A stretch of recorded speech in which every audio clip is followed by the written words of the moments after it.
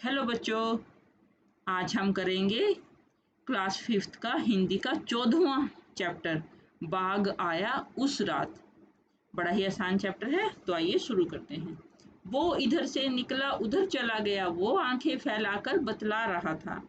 इसमें जो है एक बेटू नाम का बच्चा बतला रहा है कि जो बाघ था वो इधर से निकला और उधर चला गया, और वो बड़ा ही डर कर आंखें फैलाकर बता रहा था। हाँ बाबा, बाघ आया उस रात। आप रात को बाहर ना निकलो। बोल रहा है कि हाँ बाबा, बाघ आया था उस रात, आप रात को बिल्कुल बाहर मत निकलना। जाने कब बाघ फिर से आ जाए, कि ना जाने फिर से बाघ कब आ जाए। हाँ वो ही जो उस झरने के पास रहता है। हाँ वही बाघ जो कि झरने के पास रहता है। वहां अपन दिन के वक्त गए थे ना एक रोज, कि उस झरने के पास एक दिन हम दिन में गए थे ना, जहाँ पे वो बाघ रहता है। बाघ इधर ही तो रहता है बाबा। उसके दो बच्चे हैं, कि वो जो बाघ है, बाघ आप जानते हो ना, टाइगर, टाइगर को बाघ कहते हैं। उसके दो बच्चे हैं, बाघिन सारा दिन पहरा देती रहती है। बाघ या तो सोता है या बच्चों से खेलता रहता है। दूसरा बालक बोला, बाघ कहीं काम नहीं करता, ना किसी दफ्तर में ना कॉलेज में। तो बोला कि बाघ जो है वो कुछ भी काम नहीं करता है, ना तो वो दफ्तर जाता है ना कॉलेज में जाता है। छोटू बोला, स्कूल में भी नहीं, कि क्या बाघ जो है, टाइगर जो है, स्कूल में भी नहीं जाता। 5 साला बेटू ने हमें फिर से आगाह किया, और जो 5 साल का बेटू है उसे उसने हमें फिर से आगाह मतलब हमें चेताया, मतलब हमें सतर्क किया कि अब रात को बाहर होकर बाथरूम ना जाना, कि अब आप लोग रात को बाहर जाकर बाथरूम में मत जाना।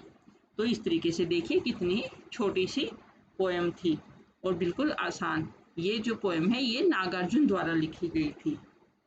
तो आइए बच्चों, अब हम इसकी एक्सरसाइज करते हैं। बात बात में वो इधर से निकला उधर चला गया, यह बात कौन किसे बता रहा होगा। यह बात बेटू छोटू को बता रहा होगा। तुम्हें यह उत्तर कविता की किन पंक्तियों से पता चला।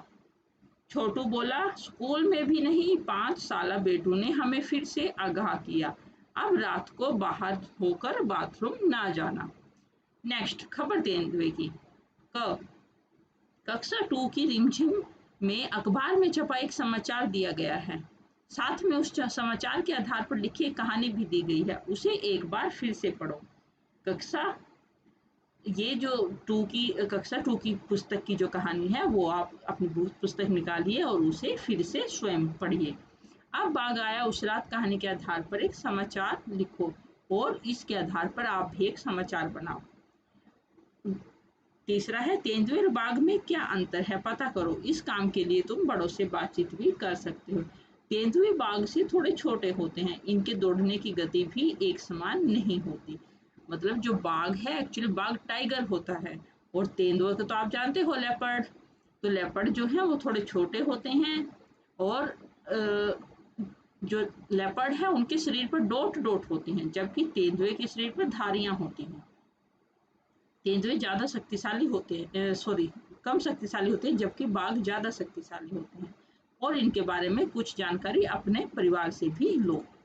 उस रात, इस कविता में एक ऐसी रात की बात की गई है जिस रात को कुछ अनोखी घटना घटी है। उस रात को कौन सी अनोखी बात हुई थी। उस रात को गांव में बाघ आया था। तुम्हारे विचार से क्या सचमुच यह बात अनोखी है। क्यों। हाँ, यह बात सचमुच अनोखी है, क्योंकि बाघ हिंसक होते हैं और उनका वास जंगल स्थान होता है। जब भी किसी वजह से वे रिहायशी इलाकों में घुस जाते हैं तो दहशत मचा देते हैं। उस रात को और क्या क्या हुआ होगा, अपने साथियों से बात करो। तो बच्चों, आप लोग खुद सोचो कि अगर कहीं बाघ आ जाए तो क्या क्या हुआ होगा, उसके बारे में बात करो और लिखो। बाघ के काम। बाघ कहीं काम ना करता, ना किसी दफ्तर में ना कॉलेज में। बाघ दिन भर क्या क्या करता होगा, कहाँ कहाँ जाता होगा, अपने साथियों के साथ मिलकर जानकारी एकत्रित करो। फिर चर्चा करके उस पर एक चित्रात्मक पुस्तक तैयार करो। इसे तुम अपने पुस्तकालय में भी रख सकते हो। तो बच्चों, आप बाघ दिन भर शिकार की खोज में जंगल में घूमता रहता होगा। बाघ कभी कभी सो भी जाता होगा। शिकार की खोज में वह झाड़ियों, नदियों आदि जगह पर जाता होगा। आंखें फैलाकर वो इधर से निकला उधर चला गया, वो आंखें फैलाकर बतला रहा था। नीचे आंख से जुड़े कुछ और मुहावरे दिए गए हैं, वाक्यों में इनका इस्तेमाल करो। आंख लगना, आंख दिखाना, आंख मूंदना, आंख लगना, उसके जाते ही मेरी आंख लग गई। आंख मूंदना, कैंसर के कारण उन्होंने आज समय ही आंखें मूंद ली। आंख दिखाना, शिक्षक ने छात्रों को आंखें दिखाकर चुप कराया। आंख बचाना, हिरण शेर के पास से आंख बचाकर निकल गया। सिर आंखों पर बिठाना, गलत आदमी को कभी सिर आंखों पर नहीं बिठाना चाहिए। शब्दों की दुनिया, 5 साल बेटों ने हमें फिर से आगाह किया। आगाह किया का मतलब क्या हो सकता है? सचेत करना। कविता में इनमें से कौन सा भाव झलकता है?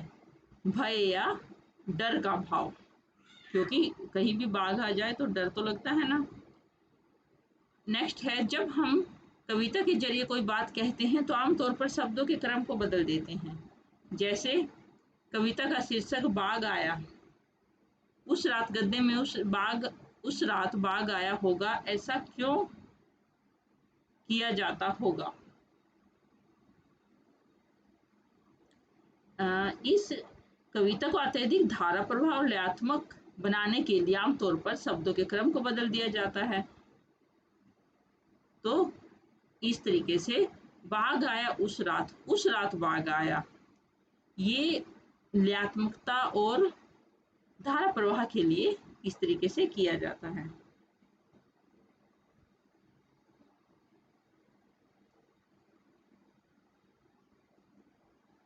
देखिए, ये जो अखबार की कुछ कटिंग दी गई है, इस तरीके से आपको अगर बाघ से संबंधित कुछ जानकारी न्यूज़पेपर में कहीं मिलती है तो उसे कटिंग करके आप भी इस तरीके से बनाएं।